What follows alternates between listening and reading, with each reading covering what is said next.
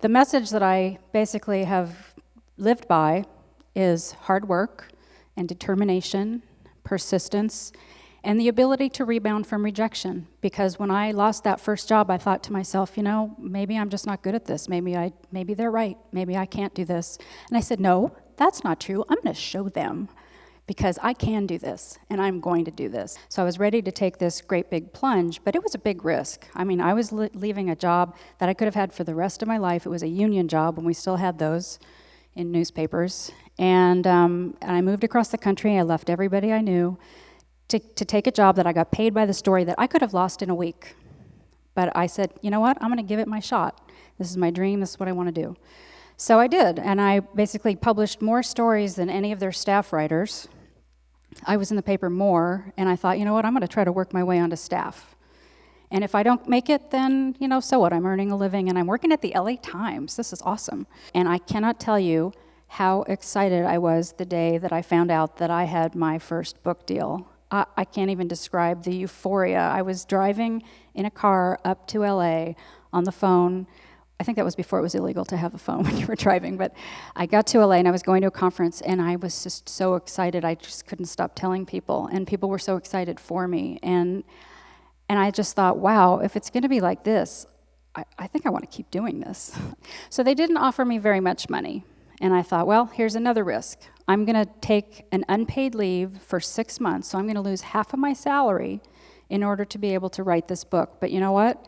I really want to do it. And it was like going to grad school. I paid for that, but in here, I had to do it. I just had to do it, and I thought, you know what?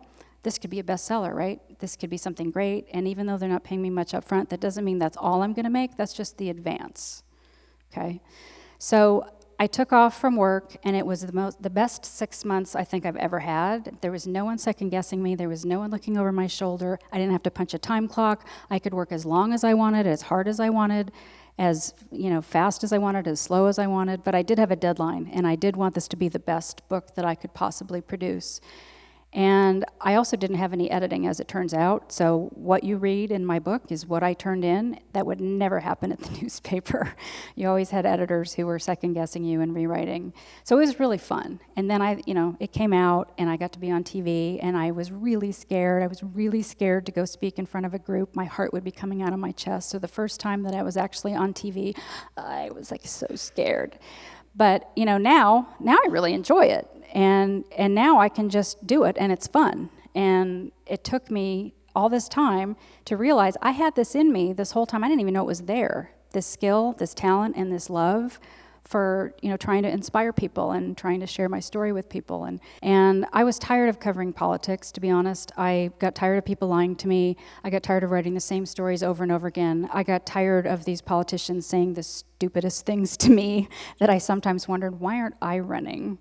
So I'm sorry to sound so cynical, but it really did take a toll on me. And I started thinking, writing about crime is actually less dirty, because at least I know that the killers are lying, and at least everybody's upfront about that.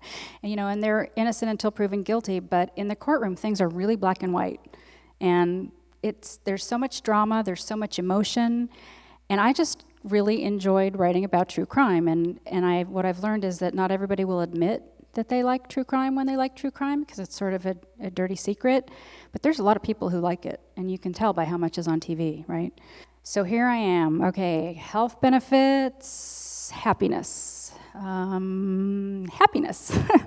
So I quit my job, and I gave my notice, and I accepted the offer for my first hardcover, and I was very excited about it. It wasn't as much money as I'd hoped. I had to split it with another person, long story which I don't need to go into.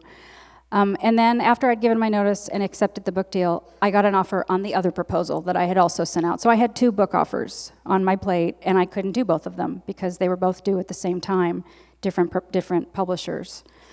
So, I basically quit, and I wrote one book after another after that, and I'm now about to have my 8th book come out. I've been working around the clock doing this, but, again, it's all about following your dream and taking chances, and all the way along, those are all those risks I've taken, and it wasn't just the most recent one.